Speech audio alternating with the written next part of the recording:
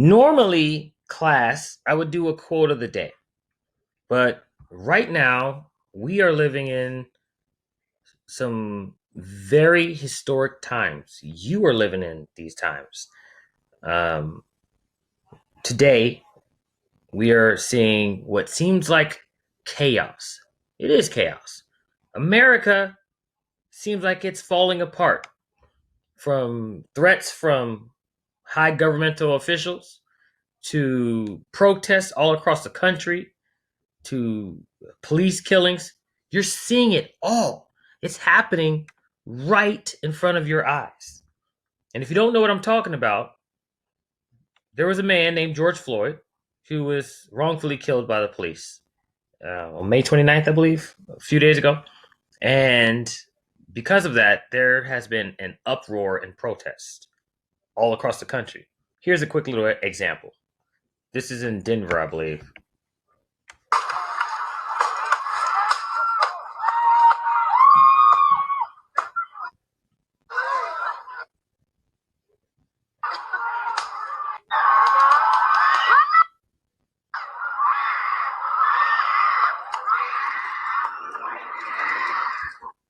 It seems like a bit much. In fact, for some of you, it's probably scary. I get it. It's probably very scary. It's the first time you're actually seeing this. Usually, when we talk about history, if we talk about the civil rights movements, or we talk about, I don't know, in eighth grade, you talk about America try to get rights from, or try to get their freedom from being oppressed from England. You hear about people fighting for a cause. You hear about this stuff. You see it in pictures. You may see it on video, but you don't experience it. And now you're experiencing it on a different level. Right over here, Martin Luther King, he says this, and I think this is very fitting for our time. He says, "He who accepts evil without protesting against it is really cooperating with it." You may agree or you may disagree. Here's another quote: "Never be afraid to fight for what you believe in."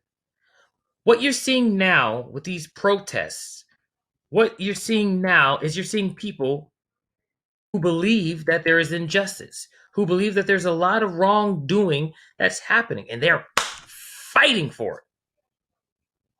They're fighting for what they believe in. There's a cause. They're not just being disruptive, although some might be, but there's a reason for this disruption. There's a reason for this protest. A man was killed unjustly, and it happens in America all the time.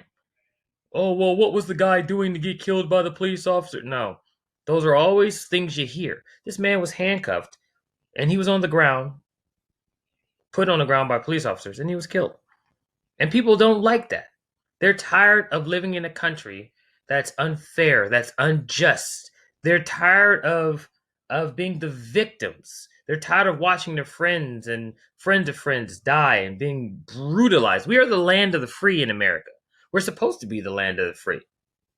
And if we don't speak up for our freedom, then our voice will continue to be suppressed. Don't be afraid of what you see.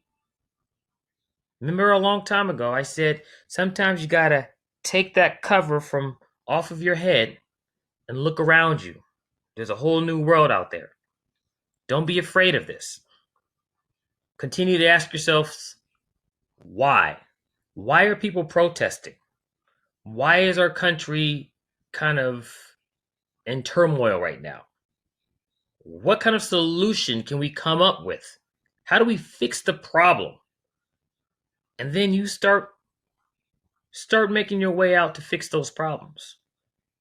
Start writing your letters, Facebook or Instagram, I don't know. Be a part of the solution, not the problem. It's scary to see. I know it is. But this is where bravery comes in. Don't close your eyes to this, class. Keep your eyes open. Make a change in our country. Change does not come easily. Sometimes you have to fight for change. Sometimes change can be something that seems impossible. But if we continue to believe, we continue to fight for what we believe in, then you may see progress within our country. Don't accept a voice that's suppressed. Speak out and fix our world. Don't be afraid. It's just a moment in time. I hope you guys have a fantastic day. Feel free to message me if you have any questions. If you're concerned, let's have a conversation if you like. I'm all right with that. Okay? I'll see you guys later. Adios.